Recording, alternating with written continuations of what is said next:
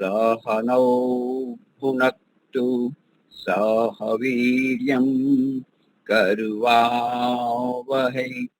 तेजस्विनावधीतमस्तु मा विद्विषावहै।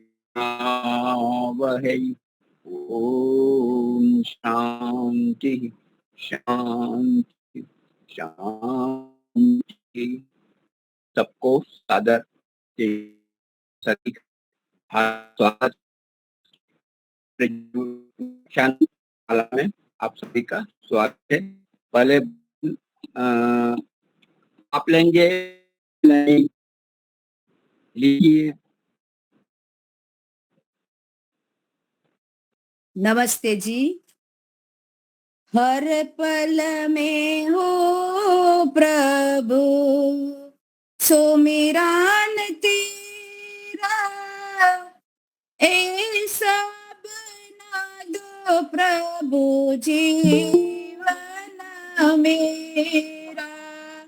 हर पल में हो प्रभु सुमिरन तेरा, ऐसा बना दो प्रभु जीवन मेरा। तेरी सेवा करते करते बीत जीवन मेरा। हर पल में हो प्रभु सुमिरन तेरा, ऐसा बना दो प्रभु जीवन मेरा। याद तेरी को सदा में दिल में बसाऊं, आठ प्रहर प्रभु तेरे गीत गाऊं। नाम तेरा ही होवे सच्चा धन मेरा, ऐसा बना दो प्रभु जीवन मेरा। हर पल में हो प्रभु सुमिरन तेरा, ऐसा बना दो प्रभु जीवन मेरा।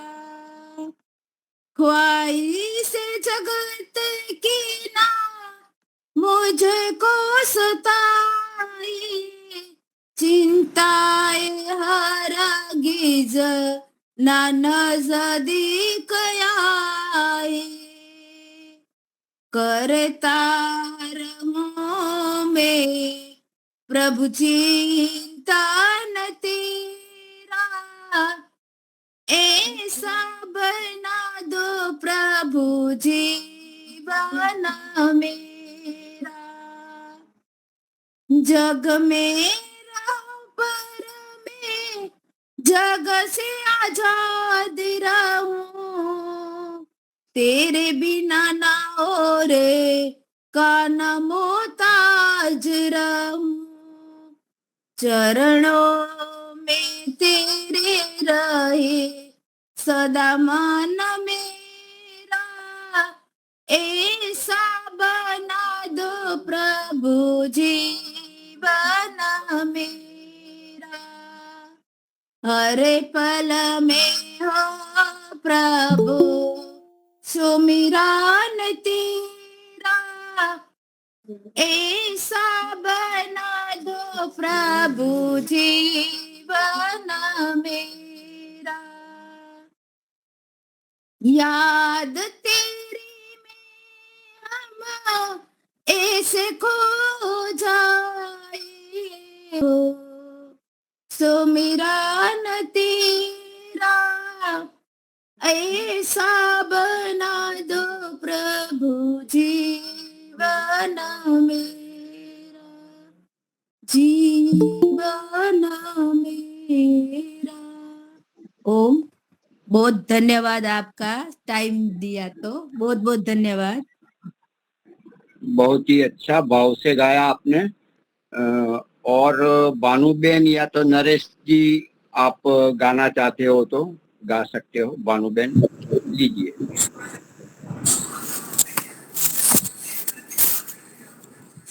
मैं गाऊं जी? मुनि जी मैं गाऊं? हाँ, कोई भी ले लीजिए। सादर नमस्ते। जहाँ ले चलोगे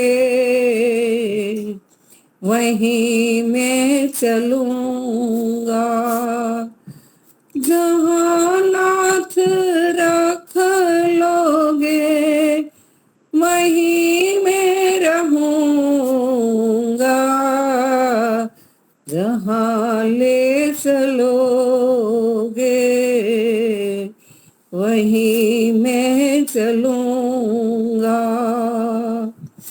ये जीवन समर्पित चरणों में तेरे, तू ही मेरे सर्वस्व, तू ही प्राण प्यारे। ये जीवन समर्पित चरणों में तेरे, तुम्हें मेरे सर्वस्व, तुम्ही प्राण प्यारे। तुम्हें छोड़कर मैं कहीं ना रहूंगा, जहाँ ले चलोगे वहीं मैं चलूंगा, जहाँ नाथ रख लोगे, जहाँ नाथ रख लोगे वहीं मैं रहूंगा, जहाँ ले चलोगे वहीं मैं चलूंगा। ना कोई उल्हाना ना कोई अर्जी, कर लो करा लो जो भी तेरी मर्जी। ना कोई उल्हाना ना कोई अर्जी, कर लो करा लो जो भी तेरी मर्जी।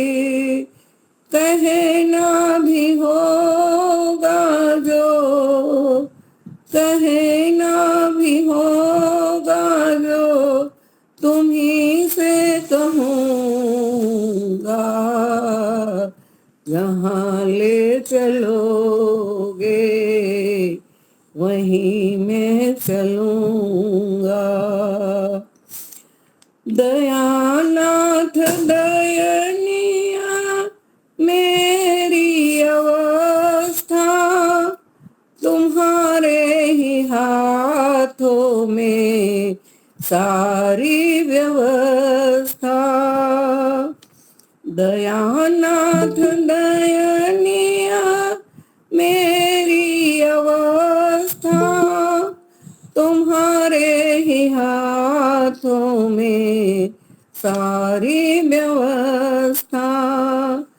जो भी तुम कहोगे, जो भी तुम कहोगे वही मैं करूँगा, जहाँ ले चलोगे वहीं मैं चलूँगा, जहाँ ले चलोगे वहीं मैं चलूँगा, जहाँ ले चलोगे वहीं मैं चलूँगा।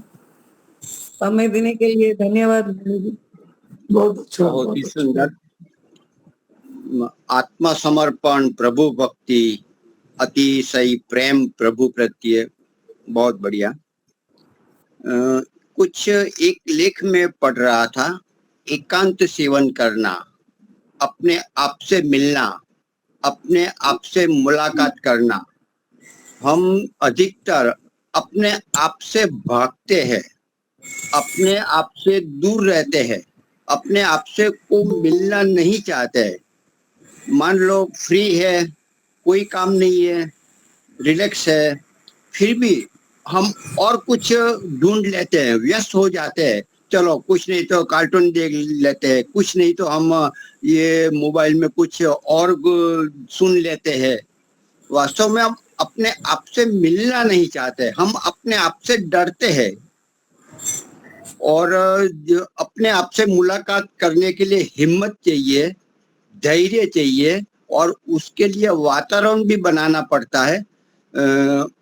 तो हमें मालूम पड़ता है कि हम कहाँ जा रहे हैं। जब तक अपनी जो प्रवृत्ति है बहुत सारी आवश्यकताओं की, उसकी पूर्ति में चली जाता है, थक जाता है, फिर वो सोचते नहीं। तो जब कुछ काम ना हो तब अपने आप से मिले और कुछ नहीं करे, तो ये बहुत बड़ी बात है। हम अपने आप से बहुत डरते हैं, टाड़ते हैं, नहीं छोड़ो, जाने दो, कुछ काम व्यस्त हम हो जाते हैं। वास्तव में हम शांत चित्त से अपने आप से मिलेंगे तो हमारे दोष, हम कहाँ जा रहे हैं, हम क्या कर रहे हैं, और हम ये देखेंगे कि ये जो हम जी रहे हैं इनसे बढ़िया और कोई स्वर्ग हो नहीं सकता। मतलब थोड़ी विपरीतता सभी को होती है, और विपरीतता में बहुत आगे बढ़ते हैं, हमारी चमक बढ़ती है। हम सोचते हैं कि अच्छा काम कर ले, भविष्य में अच्छे माता पिता, अच्छे और भी बढ़िया मिलेगा, गुरुकुल मिलेगा।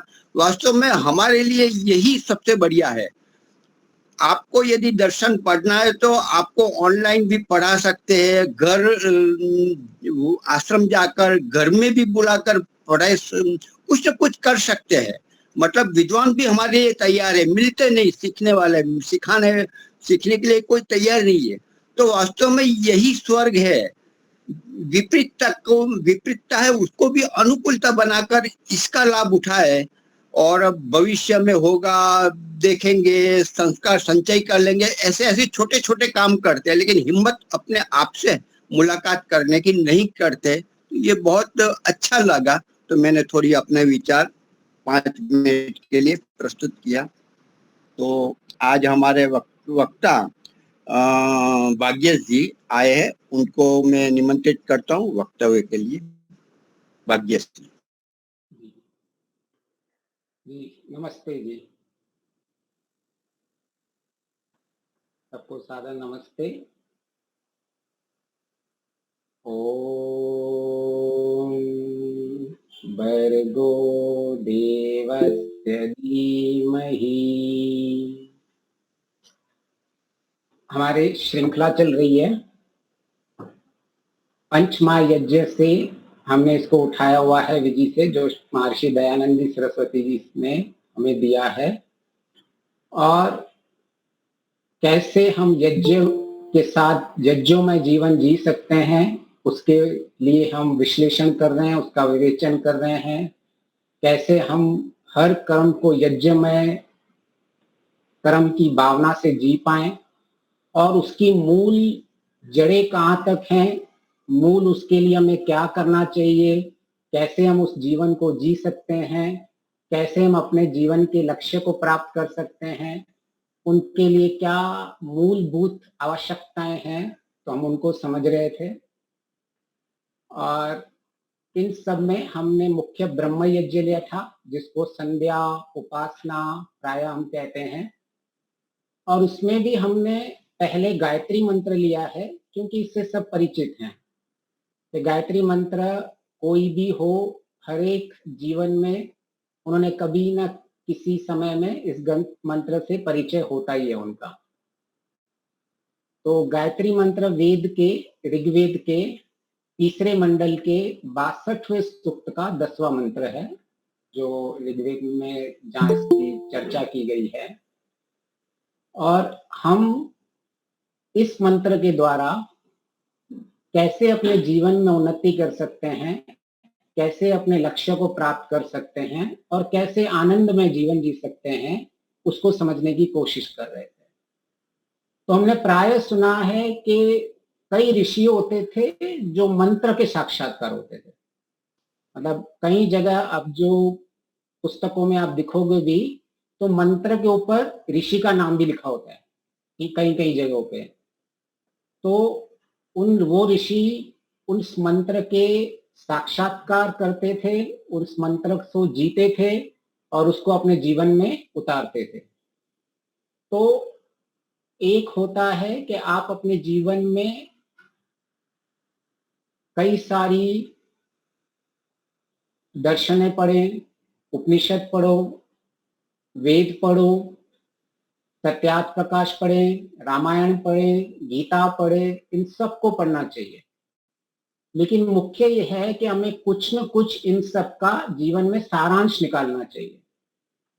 और शास्त्र भी ये कहते हैं हमें कि आप अध्ययन कीजिए, बहुत अध्ययन कीजिए, स्वाध्याय कीजिए, लेकिन आपके जीवन में उसका सारांश होना चाहिए कि आखिर मैं सारे जीवन में कहाँ तक पढ़ूंगा और उस पढ़ने के बाद जब मैं व्यवहार में आऊंगा तो मेरे सामने मुख्य लक्ष्य क्या होगा, उसका सारांश हमारे आगे आ जाना चाहिए। तो गायत्री मंत्र को आप एक तरह से सारांश की तरह प्रयोग कर सकते हैं। वैसे तो सारे के सारे मंत्र वेद के हैं और किसी सूत्र को भी ले सकते हैं, वो आप अपनी अपनी अनुकूलता से ले सकते हैं, अपनी रुचि के हिसाब से ले सकते हैं। तो किसी को सारांश बना के या इन सब का भी एक सारांश लेके जीवन में जी सकते हैं, वो हमें ढूंढना पड़ेगा। तो हम खुद ढूंढें, ये एक कार्य है, या पहले से किसी ने ढूंढ के रखा हुआ है, हम उसे भी ले सकते हैं। तो महर्षि दयानंद जी ने गायत्री मंत्र की जब व्याख्या की है तो उन्होंने एक तरह का बहुत सारा सारांश उसमें ले लिया है कि हो सकता है अगर कुछ लोगों को इतना पढ़ने की अपॉर्चुनिटी नहीं मिले अपने जीवन में, या वो उतना नहीं पढ़ पाए किसी वजह से, या उतने पढ़ पाए भी तो इतनी सारे संस्कृत नहीं जानते हो, संस्कृत कोई हो तो पढ़ाने वाला भी नहीं मिले, बहुत कुछ हो सकता है। तो उन सारी परिस्थितियों को देख के और इस मानव जीवन के कल्याण के लिए उन्होंने इस मंत्र के द्वारा, क्योंकि इस मंत्र में लोगों की बहुत रुचि हुआ करती थी, इस मंत्र को बहुत गुरु मंत्र कहा गया था, ये मंत्र बहुत प्रचलित हुआ करता था, इसीलिए महर्षि ने विशेष अपना समय इस मंत्र के लिए दिया। और विशेष जो भी उस मंत्र में जिसकी पहले से ही रुचि है, पहले से ही जानता है, तो जैसे वो उसी को ही कंटिन्यू करके अपने जीवन के लक्ष्य को प्राप्त कर सके। तो एक तो हमारे पास वो ऑप्शन अवेलेबल है कि हम वो कर दें, या कोई भी जिस मंत्र में हमारी रुचि ज्यादा हो हम वो भी ले सकते हैं। हम विश्वानी देव ले सकते हैं, मृत्युंजय वाला, त्र्यंबकम यजामहे ले सकते हैं, जिस जिसमें हमें रुचि लगे और जो जो हम दे। तो हमने अभी संध्या का गायत्री मंत्र लिया है और उस गायत्री मंत्र को हम प्राय इसकी जो ऊपर की और सबसे टॉप लेवल की तो सब मंत्र का अर्थ जानते हैं। अब हम उसी मंत्र की आत्मा को लिया है जिसमें महर्षि या जो ईश्वर है विशेष हमारा ध्यान डालना चाहते हैं कि हमें आखिर संसार में धारण क्या करना है, हमें व्यवहार में क्या आना चाहिए, उस मूलभूत को हम लेके चल रहे हैं। तो उसमें जो गायत्री मंत्र का जो मुख्य आत्मा है उसमें वर्गः देवस्य धीमहि, कि हमें करना क्या है। इसके बाद तो प्रचोदयात् है कि हमारी बुद्धि में ये ज्ञान बरकरार रहे, और पहले हम ईश्वर की स्तुति कर रहे हैं और स्तुति में ईश्वर को सब बता रहे हैं कि ईश्वर आप क्या क्या हो। तो आगे पहले हमने ईश्वर की स्तुति की है, ईश्वर के बारे में है, लेकिन मुख्य जो हमने वो चीज ली है जो हमने क्रियात्मक करना है। तो सबसे पहले बहुत सारा शास्त्र है, उस शास्त्र में से बहुत सारे मंत्र हैं, मंत्र में से हमने एक मंत्र को चुना और उस मंत्र के उस चीज पे हम कंसंट्रेट कर रहे हैं जो हमें परिवर्तन लाने के लिए कह रहा है कि हमें जीवन में करना क्या है। तो बाकी सारे ज्ञान ऐसा नहीं कि उसकी जरूरत नहीं है, लेकिन मुख्य ये आता है कि हमने सारा ज्ञान प्राप्त करने के बाद सारा हमने सिद्धांतिक ज्ञान भी प्राप्त किया, जब तक वो हमारे जीवन में आएगा नहीं तब तक हमें इसका लाभ नहीं होगा। तो हमने उस चीज को पकड़ा है कि कौन सी पंक्ति है, कौन सा मंत्र का भाग है जो हमें परिवर्तन के लिए कह रहा है, हमें धारण करने के लिए कह रहा है। तो हम बहुत ही सूक्ष्मता तक उसको ले रहे हैं कि जिससे ठीक है, ईश्वर की स्तुति में हमारी स्तुति से प्रीति होगी, हमें उससे गुण कर्म स्वभाव को हम अपने जीवन में उतारेंगे, प्रार्थना करेंगे तो हमारे जीवन में अहंकार नहीं आएगा, हमारा उत्साह बढ़ेगा, ईश्वर की सहायता मिलेगी, उपासना करेंगे। तो ये सारी चीजें हम जब ईश्वर के निकट आके कहते हैं तो उसमें हमारे लिए कुछ कहा गया है कि जो हमें करना है, ईश्वर अपना कार्य कर रहा है, उसको हमें याद करने से हमारे ही सारे फायदे होते हैं, लेकिन उसमें से भी विशेष क्या करना है हम उस पर ध्यान दे रहे हैं। तो हमने बर्गर की परिभाषा को ली थी कि जिसमें एक बहुत ही सिंपल तरीके से महर्षि ने एक ही जो सेंटेंस में है उसका पूरा का पूरा कह दिया है कि करना क्या है। प्रेम भक्ति से निश्चय ही शुद्ध विज्ञान को धारण करे। तो हमने इसमें सारी साइंस देखी, साइकोलॉजी देखी, ह्यूमन ब्रेन कैसे काम करता है, हमारा मस्तिष्क कैसे काम करता है, हमने उस पर चर्चा की कि केवल हमारे जीवन में जिसका आध्यात्मिक लक्ष्य है ये उनके लिए नहीं है, क्योंकि गायत्री मंत्र और सारे मंत्र पहले जिनका लौकिक लक्ष्य होता था, ये भी गायत्री मंत्र उनके लिए भी बहुत यूज होता था।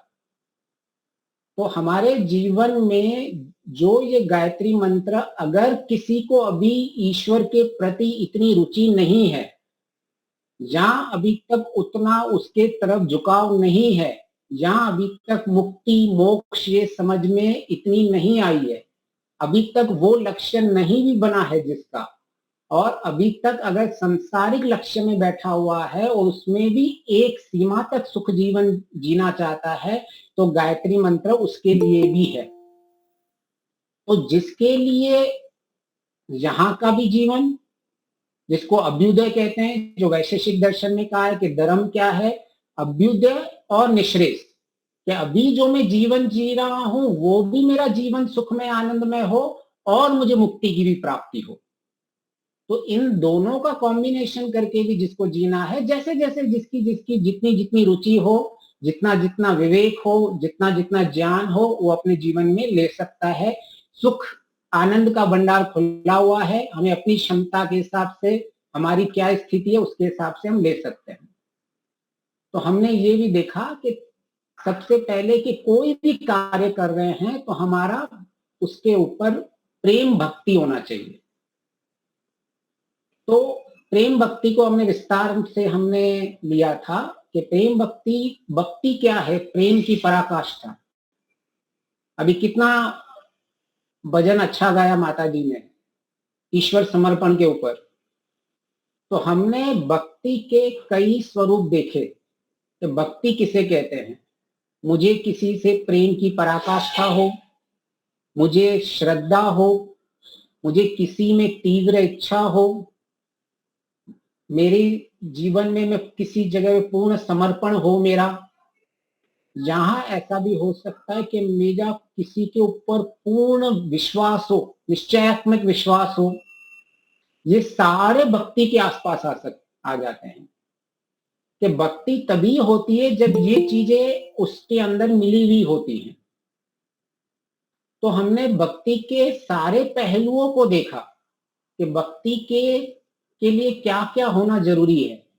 किन पहलुओं को अगर हम समझने की कोशिश करेंगे तभी मैं कह सकता हूं मैं राम का भक्त हूं, मैं कृष्ण का भक्त हूं, मैं ईश्वर का भक्त हूं, मैं महर्षि का भक्त हूं। हम कब कह सकते हैं ऐसा? तो हमने उसकी पूरा विवेचन किया, पूरा एक एक चीज का विश्लेषण किया कि ये भक्ति क्या चीज है। तो हमें अपने आप में देखा कि अगर हमारे जो भी हम सुन रहे हैं, समझ रहे हैं, पढ़ रहे हैं, अगर वो हमारे जीवन में नहीं आ रहा है, हमारे क्रियात्मक नहीं हो रहा है, हमारे आचरण में नहीं आ रहा है, हमारे अनुभव में नहीं आ रहा है, हमारे उपयोग में नहीं आ रहा है, तो उसका सबसे पहला कारण यही होता है, कहीं ना कहीं हमारी भक्ति में कमी होती है। तो भक्ति को हमने समझा, हो सकती है हमारी श्रद्धा में कमी हो जाए, हमारे विश्वास में कमी हो जाए, हमारे समर्पण में कमी हो जाए। तो हमें ये सब एक एक चीज देखनी पड़ेगी, क्योंकि हमने ये भी देखा कि हम पढ़ते सुनते सालों से आ रहे हैं, लेकिन परिवर्तन नहीं हो रहा है। अभी हमारा मुख्य लक्ष्य उस पे है कि हम वो नहीं कह रहे हैं कि ये और शास्त्र सारे नहीं पढ़ने, सब पढ़ना चाहिए, लेकिन उनके साथ साथ हमारा आचरण भी कंटिन्यू चलता रहना चाहिए। हम मुख्य लक्ष्य वहां लगा रहे हैं, कैसे मैं अपने आचरण में लेके आऊं। तो हम क्या क्या परेशानियां आ सकती हैं आचरण में, हम उनको समझने की कोशिश कर रहे हैं कि हम आचरण में चाहते तो हैं करना, लेकिन हो नहीं पाता है। उसके लिए सबसे पहले हमने देखा कि हमारी श्रद्धा नहीं रहती, हमारी भक्ति नहीं रहती, हमारा निर्णय नहीं रहता, हमारा संकल्प नहीं रहता, हमारा विश्वास नहीं रहता, हमारा समर्पण नहीं रहता। ये सारी चीजें भक्ति में आ जाएंगी।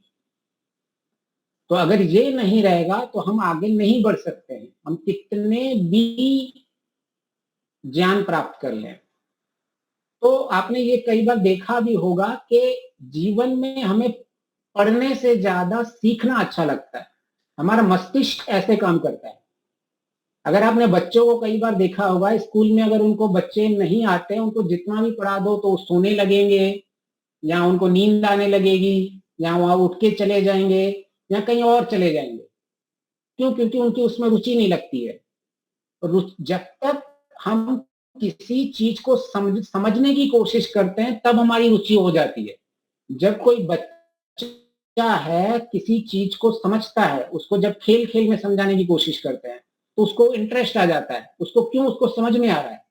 तो केवल, और ये सारे न्यूरो साइंटिस्ट भी जो ब्रेन के ऊपर स्टडी करते हैं वो भी यही कहते हैं कि अगर आपको जीवन में ब्रेन के अंदर, मस्तिष्क में थकान नहीं चाहिए, तो आपको वो कुछ ना कुछ नया उसमें से सीखोगे तो आप और उस पर समय लगा सकते हो। लेकिन आप जैसे केवल पढ़ते रहोगे तो आपको नींद आती रहेगी। बहुत लोगों को तो प्रवचन में भी नींद आती है। प्रवचन सुनते हैं, कई लोग कहते हैं हम प्रवचन सुनते हैं तो हमें बहुत नींद आ जाती है। तो ये नॉर्मली रहता है कि भाई ब्रेन हमारा बहुत सीखता नहीं है, कोई उसकी रुचि की चीज नहीं आती है, तो ब्रेन शांत होके अपनी एनर्जी सेविंग मोड में चला जाता है। और नॉर्मली हमारा जो ब्रेन काम करता है, मस्तिष्क काम करता है, वो इतनी एनर्जी लेता है, सबसे ज्यादा शरीर में जो एनर्जी लेता है हमारा मस्तिष्क लेता है। अगर वो सोया भी रहता है, विश्राम भी करता है, तो भी 20% एनर्जी वो विश्राम के समय लेता है। कि उसको सिर्फ एक्टिव रहने के लिए कि मैं हूं, उसको काम करने के लिए उसको 20% एनर्जी चाहिए होती है। तो अगर हमारे मस्तिष्क को कोई रुचि वाली चीज नहीं मिल रही है, अगर हम उसको विश्वास वाली चीज मिल नहीं रही है, संकल्प वाली चीज मिल नहीं रही है, श्रद्धा वाली चीज नहीं मिल रही है, तो वो जीवन में कभी आगे नहीं बढ़ पाएगा। तो मुनि जी, आप कुछ हाथ ऊंचा किया है आपने, या हो गया है आपसे? ठीक है, कोई इश्यू नहीं। तो अच्छा, ठीक है। हाँ जी, मैं बोला कुछ अगर उनको बोलना हो तो बोल सकते हैं। हाँ जी, तो भक्ति के हमने कई पहलू देखे। तो अभी तक जो भक्ति का पहलू देखा, आपको और उसमें कुछ लग रहा है कि कुछ और उसमें ऐड कर सकते हैं?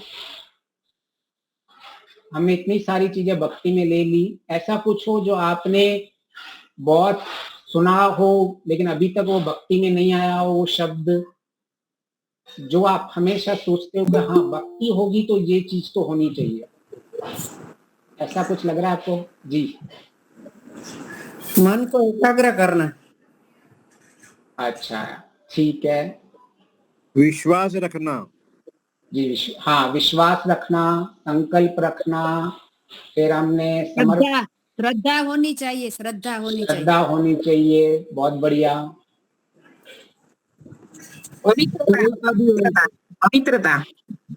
पवित्रता होनी चाहिए। बहुत बढ़िया। हाँ जी, सरलता सरलता भी होनी चाहिए। सरलता भी होनी चाहिए, मन शुद्ध होना चाहिए। मन शुद्ध होना चाहिए। बहुत बढ़िया, सब हम उससे रिलेट कर रहे हैं।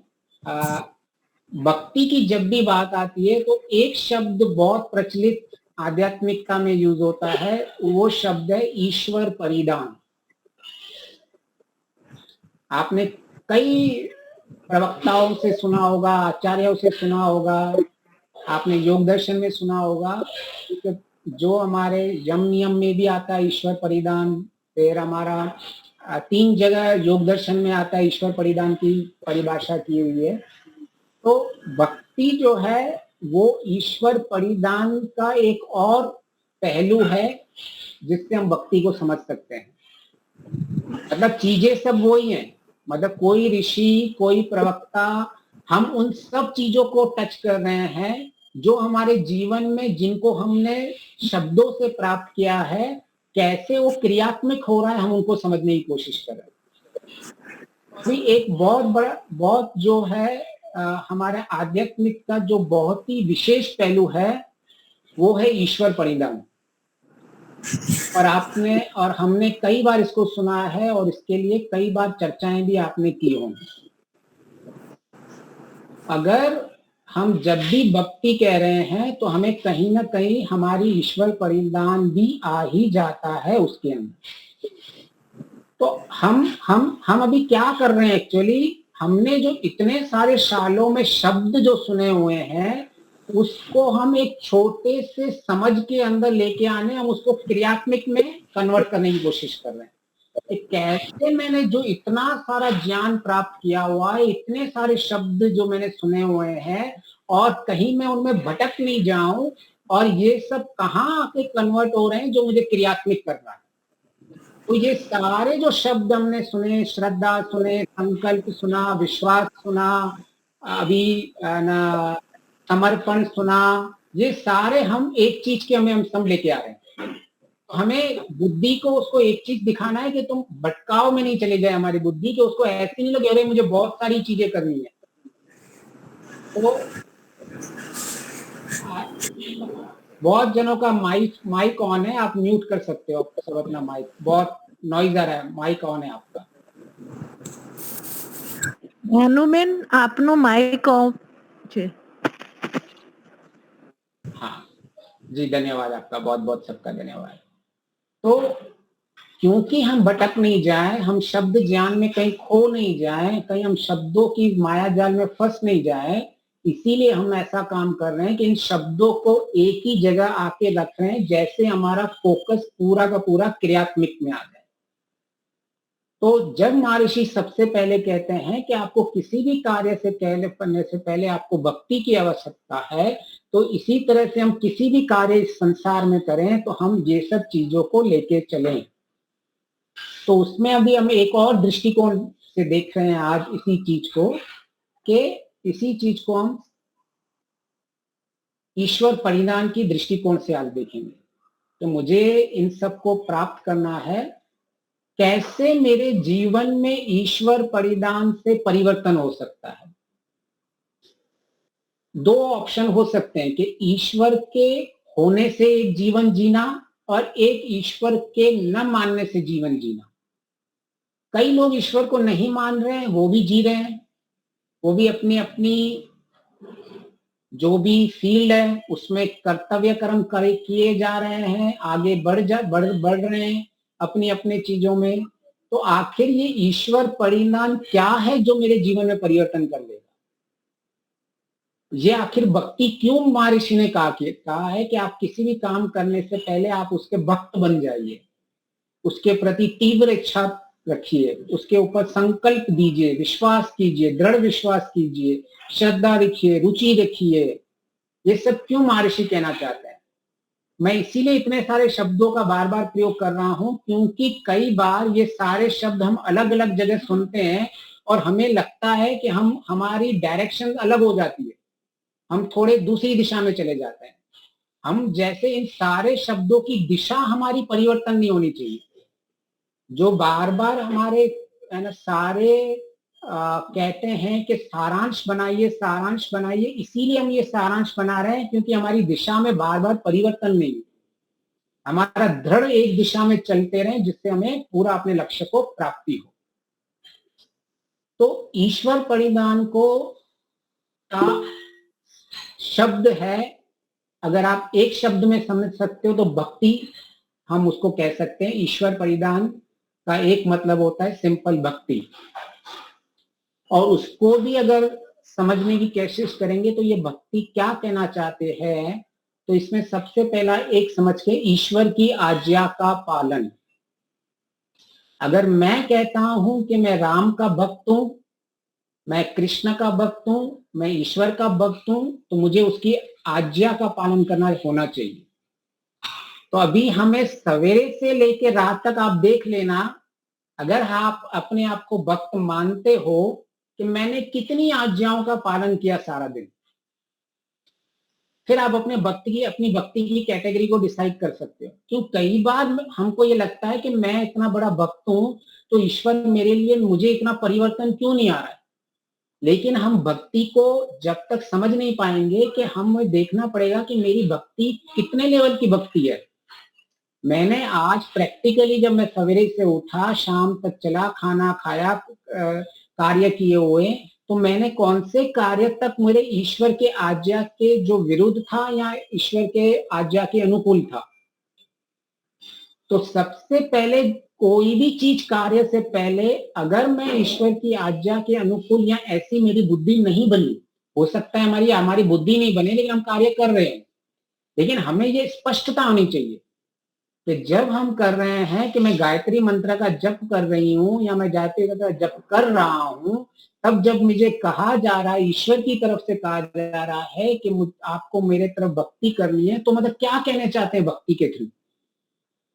तो सबसे पहले ईश्वर परिधान का मतलब होता है मैं ईश्वर की आज्ञाओं का पालन करना, उसी को ही कहते हैं कि मैं उसका भक्त हूं। आपने कई बार देखा होगा बहुत लीडर्स के भक्त होते हैं। आज सब जगह चुनाव का चल रहा है, कितने भक्त हैं, मोदी के भक्त हैं। मतलब क्या करते हैं ये लोग, ये सारे जो भी हैं, जिस कांग्रेस के लीडर वाले जो उसके भक्ति करते हैं, क्या करते हैं, वो सब उनकी आज्ञाओं का पालन करते हैं। जो लीडर को जो भी फॉलो करता है, उनकी आज्ञाओं का पालन करता है, तो उसको कहते हैं भक्त। तो तब उसको कहते हैं कि भाई मैं यहां अपने इसके ऊपर मेरा पूरा परिधान है, मैं इनका भक्त हूं। दूसरा आता है ईश्वर परिधान के संदर्भ में कि पूर्ण सर्व कार्य समर्पण, जो व्यास भाष्य में योग दर्शन में आता है कि मैं अगर भक्ति की बात कर रहा हूं, मुझे गायत्री मंत्र में कहा जा रहा है कि मैं किसी भी कार्य में अगर मुझे अपने जीवन के अंदर पूरा का पूरा अपना लक्ष्य को प्राप्त करना है, तो किस तरह से मैं अपने जीवन के अंदर कैसे समर्पित रह सकता हूं। तो समर्पित भी वही शब्द आएगा कि आपने कितनी आज्ञाओं का पालन किया है, तब उसी को ही कहते हैं समर्पण होना। मैं अगर किसी की आज्ञा को, कोई पॉलिटिकल लीडर को मैं फॉलो कर रहा हूं, मैं अपने मैनेजर को फॉलो कर रहा हूं, मैं किसी भी आज्ञा को पालन कर रहा हूं, तो मैं उसके समर्पित हूं और मेरा उसका परिधान है पूरा। तो हमें वो देखना है कि जब ईश्वर परिधान कर रहे हैं, भक्ति कर रहे हैं, तो हम कितना समर्पित हैं, हम अपने कार्यों को कितना समर्पण कर पा रहे हैं। और जब हमारे कार्य को हम किसी विशेष को समर्पित करते हैं, तो हम वो कार्य बहुत अच्छी तरह से करते हैं। जैसे हमारा कोई मैनेजर है या हम जिसके अंदर काम कर रहे हैं, अगर मुझे पता है कि ये कार्य मैं उसको समर्पित कर रहा हूं, तो मैं विशेष उस पर ध्यान देता हूं, क्योंकि अरे ये तो मेरे बॉस देखने वाला है। लेकिन ऐसे ही मेरा जब कलीग देखने होता है तो मैं ज्यादा चिंता नहीं करता हूँ कि ठीक है भाई, तेरे को देखने है तो देख, तू चला जा। लेकिन मुझे पता है कि ये जिसको मैं ये कार्य समर्पण करने वाला हूं, ये मेरे से ऊंचा है बहुत, ये कोई साधारण इंसान नहीं है। तो मुझे उसको समर्पण करने के लिए मुझे उसमें विशेष कार्य करना पड़ेगा, मुझे विशेष सावधानी देनी पड़ेगी, और उसके लिए मुझे सबसे बेस्ट देना पड़ेगा। तभी ही मैं, जो मेरे से ऊपर है, मैं उनके प्रति सही काम कर पाऊंगा। तो इसी तरह जब हम ईश्वर पे समर्पण करते हैं तो हमारा कार्य होता है वो सबसे बेस्ट देने की हमारी इच्छा रहती है कि मैं किस तरह से सबसे अपना बेस्ट कार्य करूं।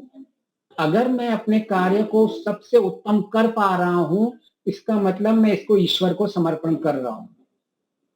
नहीं तो हम कार्य अच्छी तरह से नहीं कर पा रहे हैं। ये तो साधारण कार्य हर कोई कर रहा है।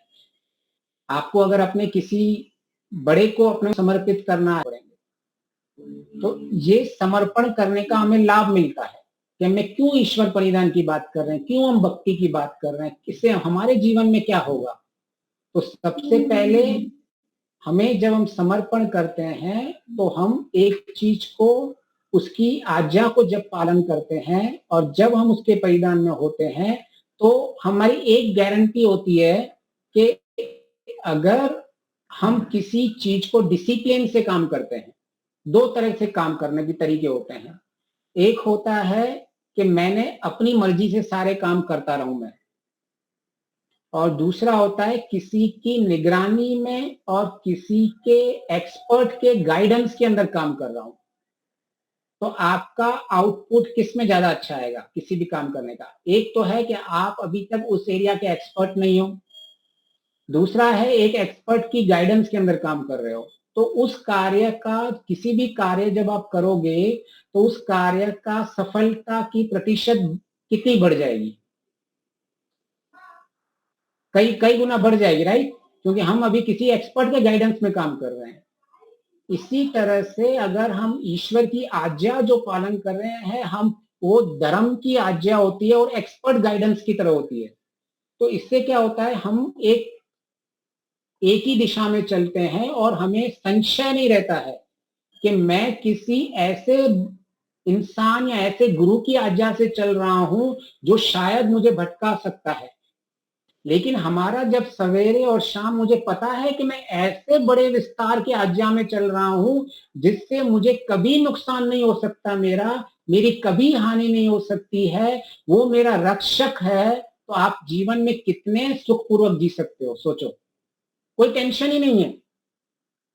तो जिसकी आज्ञा में पालन कर रहा हूं वो बहुत ही डिसिप्लिनरी में मैं काम कर रहा हूं। जो उसकी आज्ञा होती है उसका 100% आउटपुट मिलता है। जैसे हम ट्रेन की ट्रैक है, ट्रेन कैसे एक ही ट्रैक पे लेके जानी है, कभी नीचे नहीं जाती, कभी ऐसे ऐसे, तो ट्रेन चलती नहीं है, वो कैसे ट्रैक पे ही चलती रहती है। ऐसे ही ईश्वर की आज्ञा हमको एक प्रॉपर ट्रैक देते रहते हैं। उसका मतलब होता है धर्म पे हम काम चल रहे हैं, हम अधर्म पे नहीं गए। तो सबसे पहले हमारा फायदा वो रहता है। भक्ति करने के ये सारे फायदे हैं। और जब हम समर्पण पे चलते हैं, हम ईश्वर की आज्ञाओं को लेके चलते हैं, तो इसको कहते हैं सर्व कर्म समर्पण। फिर दूसरा ईश्वर परिणाम में कहा है कि हम सारे जो फल हैं हमारे, हम उससे संन्यास ले लें। फल संन्यास व्यास भाष्य में योग दर्शन के दूसरे अध्याय का 12वां सूत्र है, आप देख सकते हैं। ये सब उस सारे में प्रकरण में आता है। तो उसमें आता है कि हमें फल संन्यास कर देना चाहिए। तो हमें ये समझना पड़ा कि मैं कैसे अपने सर्व फल को संन्यास कर दूं, मैं फल को कैसे छोड़ दूं। तो हम क्या ऐसा काम करते हैं जिसमें हमें फल की आशा न हो? कोई कहेगा, बताएगा? आपने सवेरे से अभी तक कोई भी ऐसा काम किया है जिसमें आपको फल नहीं चाहिए हो? नहीं किया, नहीं किया। तो ऋषि कुछ ऐसा कह रहे हैं जो नामुमकिन है या जिसको कर नहीं कर सकते हैं। ऋषि ने फिर ऐसा क्यों कहा? सर्वकम फल संन्यास। ये देखो भक्ति की ये हमारी, मतलब आपकी, हमकी, हम सबकी भक्ति की परीक्षा चल रही है। हम अपने आप को, मतलब जब मैं बैठ रहा हूं, मैं अपने आप को ईश्वर का भक्त कह रहा हूं, हमने शब्दों में कह दिया है। अभी हम उसको क्रियात्मक समझने की कोशिश कर रहे हैं कि मुझे लग रहा है मैं ईश्वर का भक्त हूं। अभी मैं अपनी खुद की टेस्टिंग कर रहा हूं, क्या मैं ईश्वर का भक्त हूं? तो मुझे जब कहा गया कि ईश्वर परिधान करो, ईश्वर परिधान मतलब भक्ति होती है, भक्ति मतलब ही हमारा ईश्वर के आज्ञा का पालन है, सारे कर्मों को हमें ईश्वर को समर्पण करना है और सारे फल का हमें संन्यास करना है। तो क्या अभी हम फल का संन्यास करते हैं? या एक दूसरी चीज प्रश्न पूछूंगा, क्या हम फल का संन्यास कर सकते हैं? अच्छा, फल का संन्यास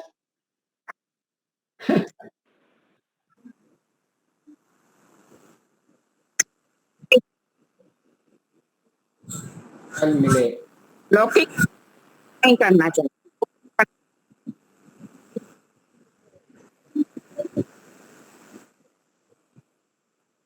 अच्छा अच्छा, अभी उससे पहले नहीं होता है वो एक चीज है, एक सबसे पहले क्या ऐसा कभी हो सकता है तो मुझे प्रयोजन ही नहीं पता है उसका कि मैं ये काम क्यों कर रहा हूं।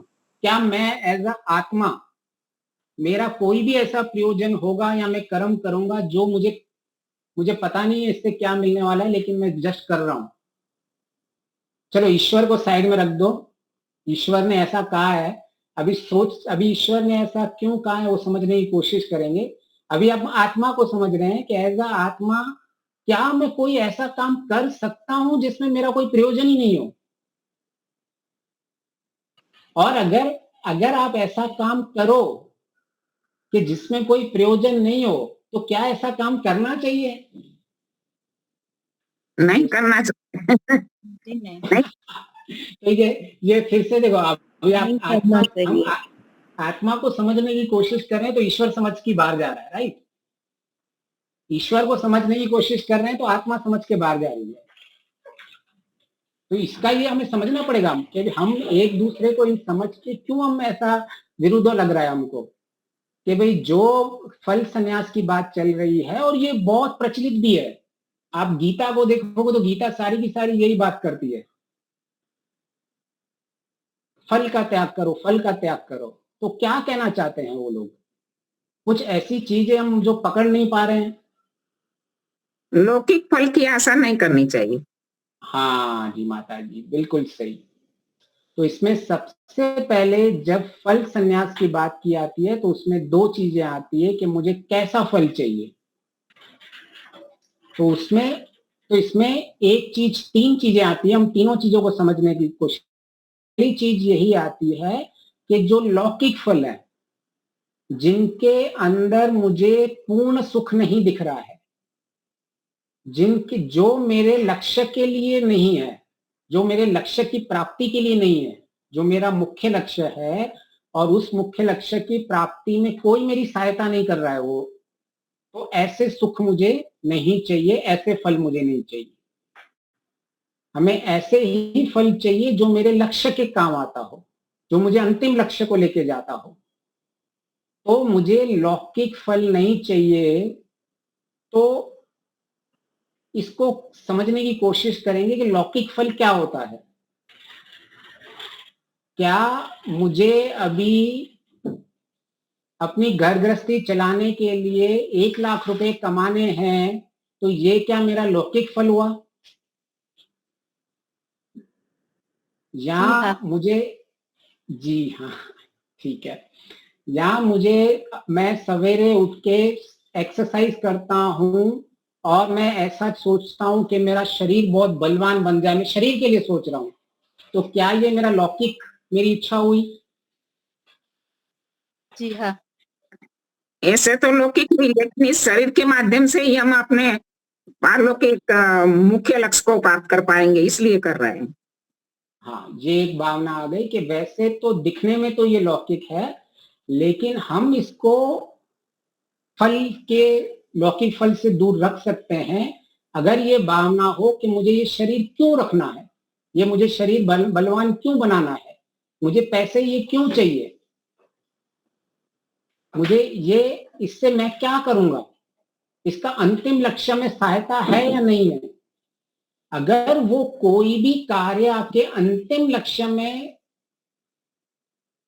योगदान देते हैं तो वो सारे कार्य को कहा जाएगा कि ये फल का संन्यास, क्योंकि आपको अभी जो फल मिल रहा है वो नहीं चाहिए, ये फल मेरे अंतिम लक्ष्य को प्राप्त करने जाने वाला है जो लौकिक नहीं है। मेरा अंतिम लक्ष्य मुक्ति प्राप्त करना है, मेरा अंतिम लक्ष्य ईश्वर प्राप्ति करना है, मेरा अंतिम लक्ष्य मोक्ष प्राप्ति करना है, मेरा अंतिम लक्ष्य सारे दुखों की निवृत्ति करके सुख प्राप्त करना है। अगर ये वाला मेरा लक्ष्य मेरी बुद्धि में है कि ये मुझे अंतिम लक्ष्य में लेके जाएगा, तो आपका ये लौकिक नहीं माना जाएगा। क्यों? क्योंकि महर्षि क्या कहते हैं, मुक्ति और मुक्ति के साधन प्राप्त करने के लिए जो भी कार्य किए जाते हैं वो ईश्वर प्राप्ति के ही कार्य माने जाते हैं, मुक्ति प्राप्ति के ही कार्य माने जाते हैं। तो ये जो भी आपका साधन है, कोई भी साधन हो आपको चाहिए, आपको घर चाहिए, पैसे चाहिए, या आपको शरीर की रक्षा करनी है, कोई भी काम कार्य कर रहे हो, लेकिन उसके पीछे प्रयोजन आपका मुख्य लक्ष्य है जो लौकिक नहीं है, तो ये लौकिक कार्य भी अलौकिक कार्य ही बन जाएंगे। समझ में ये वाली चीज क्लियर हो गई? आगे चलें कि सबसे पहले जब हमें फल, हाँ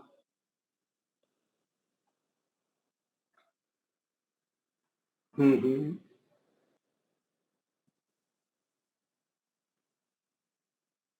हाँ, मैं ये पैसे इसीलिए कमा रहा हूं क्योंकि मुझे ये जीवन के मेरे अभी की जी स्थिति है, मुझे अपने कर्तव्य निभाने हैं। जैसे मैं गृहस्थ आश्रम में हूँ, ठीक है, अगर मैं गृहस्थ आश्रम में हूं तो मुझे गृहस्थ आश्रम के कर्तव्य निभा के, अपने ज्ञान को बढ़ा के, अपनी बुद्धि को बढ़ा के मुझे नेक्स्ट आश्रम में जाना है। तो अभी ये जो मेरा गृहस्थ आश्रम के जो मेरे कर्तव्य हैं, मैं उनके लिए ये केवल अपने कर्तव्यों के पालन करने के लिए ही मैं कर रहा हूं। तो मेरे जीवन के अंदर इसको मैं कह सकता हूं कि मेरी ये प्रवृत्ति है ना फल के लिए नहीं है, ये मेरे अंतिम लक्ष्य के लिए है, जो आज की मेरी प्रवृत्ति है। क्यों? हम्म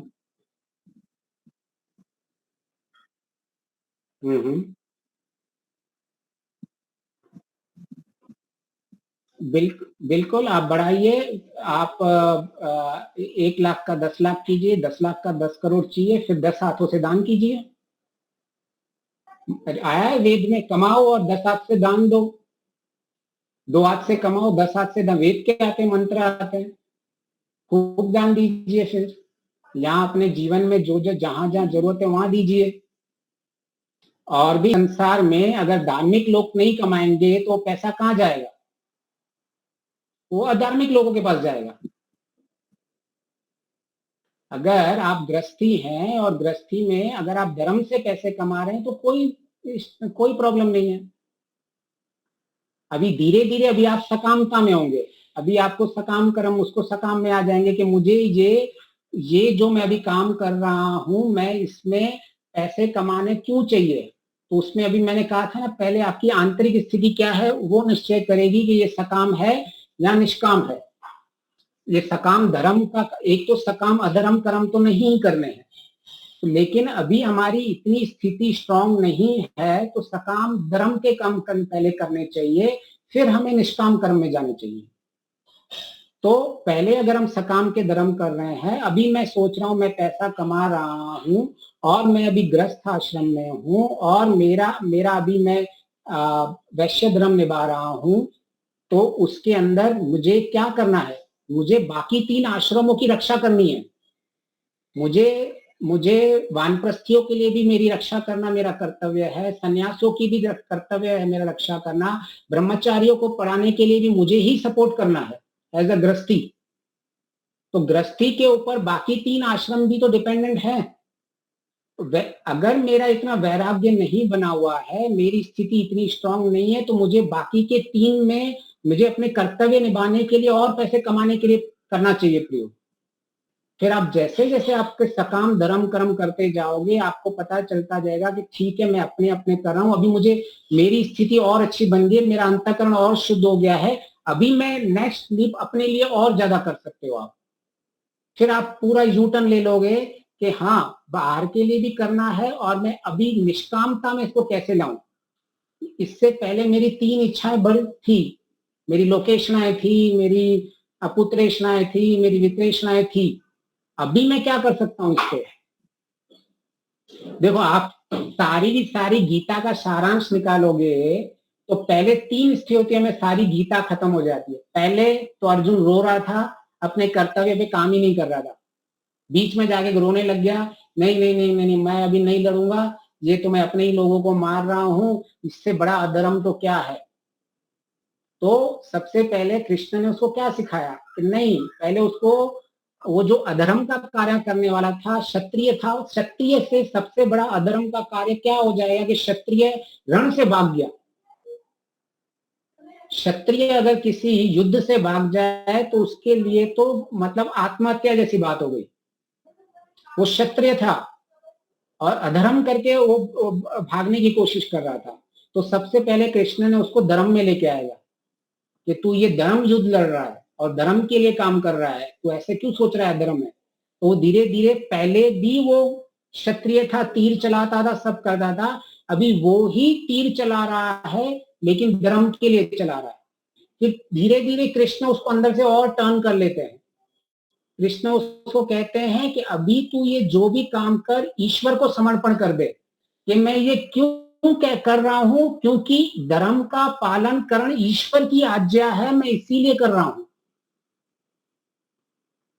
तो उसकी 3 मानसिक स्थितियों से ये सारी जर्नी जाती है। पहली स्थिति कि वो अधार्मिक स्थिति थी, फिर सकाम धार्मिक स्थिति बनाई उसकी, फिर उसकी निष्काम की स्थिति बना दी कि अभी तुझे लड़ना वो भूल जा कि तू किसी का राजा बनने वाला है, किसी की रक्षा होने वाली है ना, तू अधर्म पे काम करने वाला है, जो ये ईश्वर की आज्ञा है, बस तू इसीलिए काम कर रहा है।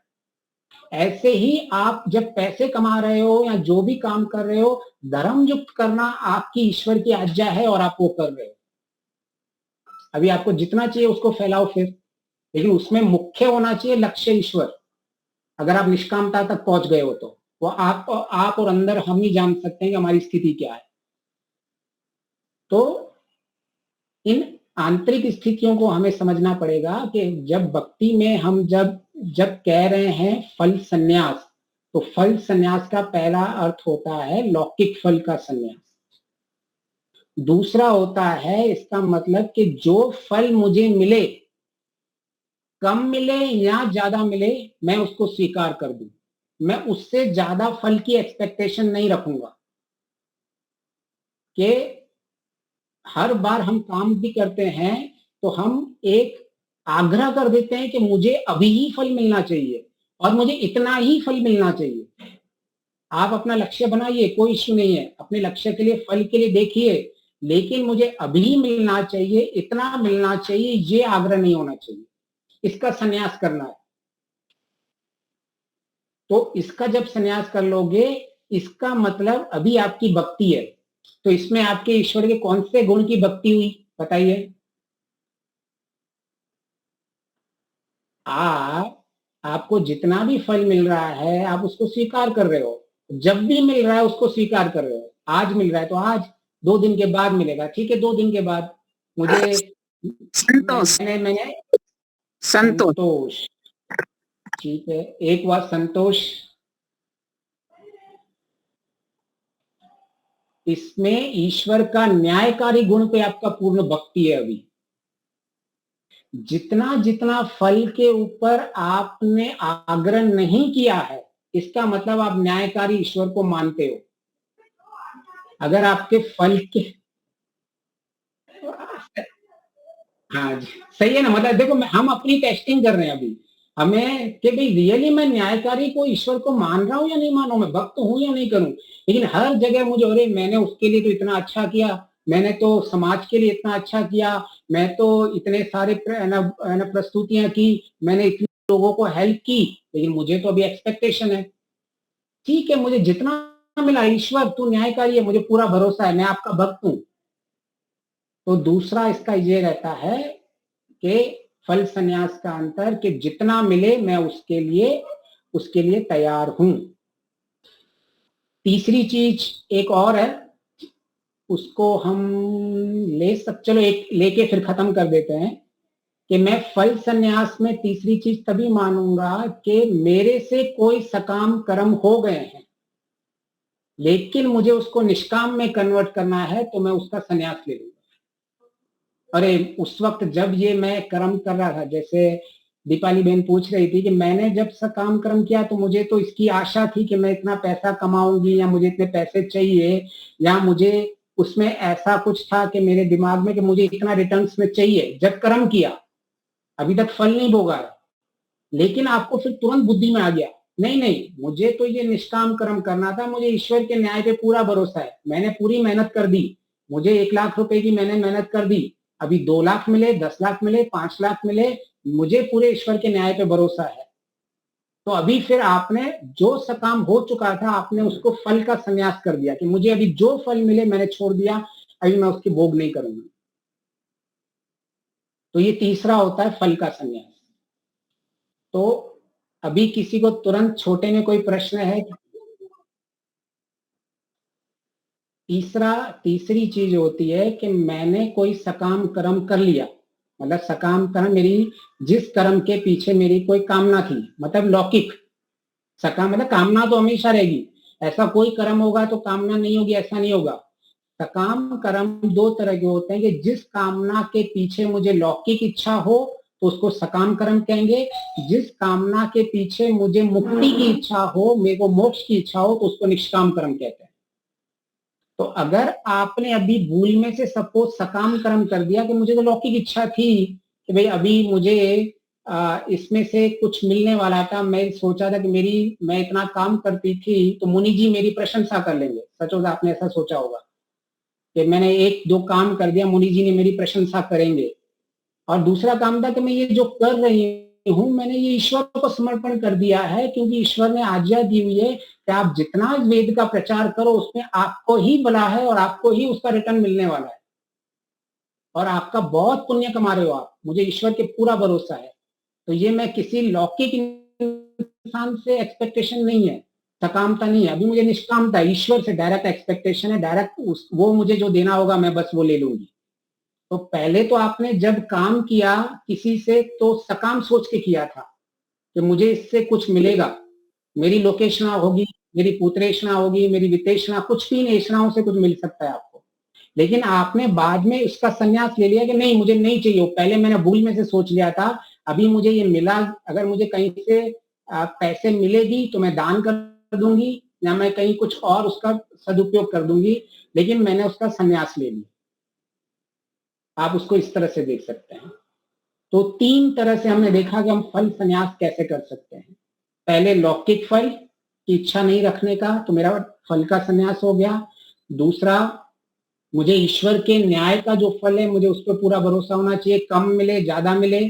तीसरा, भूल में से अगर मेरे अभी सकाम कर्म करना निष्काम करना था और मैंने सकाम कर दिया, क्योंकि कर्म कर दिया तो फल को कोई रोक नहीं सकता है अभी, तो आप इसी तरह से फल को कन्वर्ट कर सकते हो सकाम से निष्काम के, कि मैंने उसका फल भोगा ही नहीं, तो आप उसके कर्माशय से बच जाओगे, आपका कर्माशय नहीं बनेगा, सकाम कर्माशय नहीं बनेगा। ये तीसरी स्थिति होती है। तो किसी को कोई प्रश्न है? हाँ जी, हमें अन्याय से हमारा हक छीन लेता है, हमें कम देता है, तो उनके सामने लड़ना चाहिए या न्यायकारी ईश्वर की व्यवस्था पर छोड़ देना चाहिए? कोई अन्याय करता है, ईश्वर कहते हैं पूर्ण पुरुषार्थ के बाद आपका अपना पूर्ण पुरुषार्थ कीजिए, उसके बाद न्याय पर छोड़िए, पहले से ऐसे नहीं। फिर तो ईश्वर कहेगा कि मैंने बुद्धि क्यों दी है तुमको, मैंने ये शरीर क्यों दिए, मैंने ये सारा सामर्थ्य क्यों दिया है, ये सारा सामर्थ्य दिया है, शरीर दिया है, बुद्धि दी है, पुरुषार्थ करने के लिए दी है, उसके लिए पूर्ण पुरुषार्थ कीजिए अन्याय के खिलाफ। लेकिन वो ऐसा आग्रह मत बनाइए कि मैं, क्योंकि कि भाई मैंने अन्याय मेरे साथ हुआ है तो अभी मैं चुपचाप करके जो भी मुझे मिला है, नहीं, अन्याय कर सहन नहीं किया, मैंने अपना पुरुषार्थ करने के बाद जो भी मुझे मिला है उसमें आपको स्वीकार करना है। आपने पूर्ण पुरुषार्थ कर लिया कि भाई अभी ये किसी ने आपके साथ अन्याय कर दिया और आपने क्या किया, सपोज किसी ने आपके हाथ से चोरी करके चोर चला गया, तो आप ऐसे बैठे नहीं थे अरे ईश्वर है, ईश्वर मेरे न्याय कर देगा, ऐसा नहीं। आपने पुलिस में जाके कंप्लेन लिखाई, जब वो चोर आपसे कुछ खींच के भाग रहा था तो आपने रोकने की कोशिश की, जब वो चोर आपकी चेन या कुछ पैसे ले रहा तो आपने चिल्लाया, लोगों से मदद मांगी, आपने अपना पूरा श्राद्ध कर दिया। उसके बाद जो भी है आप ईश्वर के न्याय पे छोड़ सकते। पूर्ण प्रायश्चित के बाद आपकी क्षति पूर्ति हो जाएगी। अगर आपके साथ कोई अन्याय हुआ है तो आपकी पूरी क्षति पूर्ति हो जाएगी। क्षति पूर्ति के भी दो नियम है, आइदर आपको कुछ पाप भोगने होंगे, वो भोगे हुए माने जाएंगे, या कुछ नया सुख मिलेगा। वो क्षति पूर्ति आपको किसी भी तरह से हो सकती है।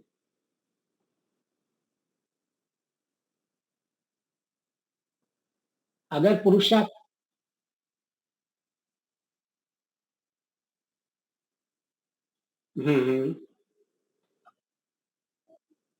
हाँ हाँ, तो उतनी क्षतिपूर्ति कम मिलेगी। सपोज आपको 100% पुरुषार्थ करना था और आपको सपोज कोई 1000 रुपए लेके चला गया आपने, और आपने पुरुषार्थ 100% किया होगा तो एक आपको 1000 की किसी न किसी से भरपाई हो जाएगी। लेकिन आपका पुरुषार्थ सिर्फ 50% था तो आपको 500 रुपए की भरपाई होगी, क्योंकि नहीं तो वो तो फिर ईश्वर की व्यवस्था के विरुद्ध हो जाएगा। हाँ, नहीं तो सारे समाज आलसी बन जाएगा। उसको लगेगा ये ईश्वर मैं करने दो, मैं दरवाजे खोल के सो जाती हूँ, आने दो, चोर को आने दो, लेके जाओ। ऐसा नहीं है, मुझे पूरी सावधानी रखनी है। ऐसा भी नहीं कि मैंने जब बटुआ रखा था, मैं बटुआ लेके चल रही थी, तो मैंने बटुआ कैसे लेके चल रही थी, वो भी आपको सावधानी से चलना चाहिए। आप कौन सी एरिया में जा रहे हो अहमदाबाद की, या कहीं भी कौन सी एरिया में जा रहे हो, वो भी आपको सावधानी रखनी चाहिए। ईश्वर कहता है आपको सावधान हर वक्त रहना चाहिए। आपके आसपास के कौन से लोग हैं, आपको पूरी नजर रखनी चाहिए उसके ऊपर कि मेरा कोई पीछा तो नहीं कर रहा है। आपने सारी सावधानी रखी, आपने पूर्ण पुरुषार्थ कर लिया, तो आपको एक तो 1000 रुपए तो मिलेंगे ही मिलेंगे, ऊपर से जो आपने कोई मानसिक दुख भी झेला है उसका भी क्षतिपूर्ति होगी। एक तो बाहर की क्षतिपूर्ति हो गई, उसमें आपने मानसिक अगर पीड़ा हुई है उसकी भी क्षतिपूर्ति हो गई, आपका कुछ दूसरी उन सब की क्षतिपूर्ति मिलेगी आपको, अगर आपने पूर्ण पुरुषार्थ किया है। बस पूर्ण पुरुषार्थ होना चाहिए। लेकिन क्षतिपूर्ति के वक्त हमें ये नियम का ध्यान रखना है कि कई बार हम उसमें भी आग्रह कर लेते हैं ईश्वर के साथ। हम अपनी खुद की क्षतिपूर्ति डिसाइड करते हैं, ईश्वर देखो मेरा इतना नुकसान हुआ था, 1000 रुपए एग्जैक्टली मेरे पर्स में थे, अभी आपको मुझे 1000 रुपए प्रकट कर लो कहीं, मुझे कुछ नहीं पता है। ऐसे ईश्वर से एक्सपेक्टेशन करते हैं। लेकिन आपकी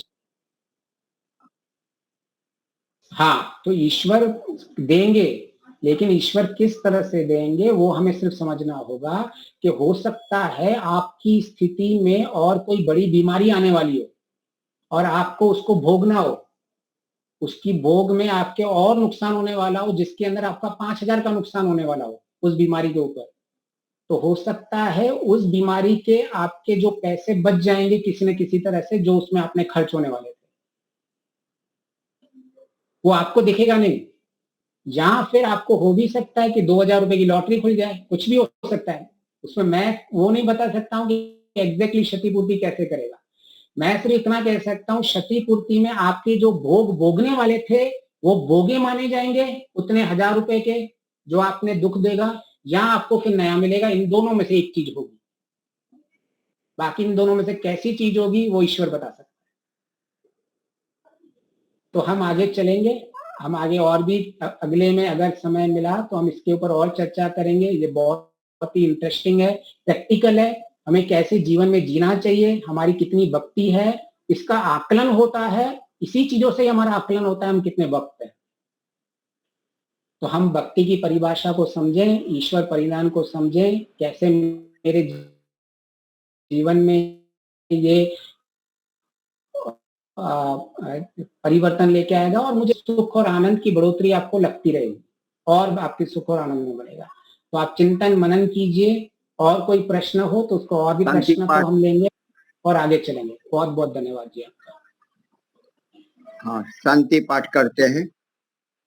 ओम द्यौ शांतिरंतरिक्षं शांति पृथ्वी शांतिरापः शांतिरौषधयः शांति वनस्पतयः शान्तिर्विश्वे देवा शान्तिर्ब्रह्म शान्तिः सर्वं शान्तिः शान्तिरेव शान्तिः सामा शान्तिरेधि। ओम शांति शांति शांति।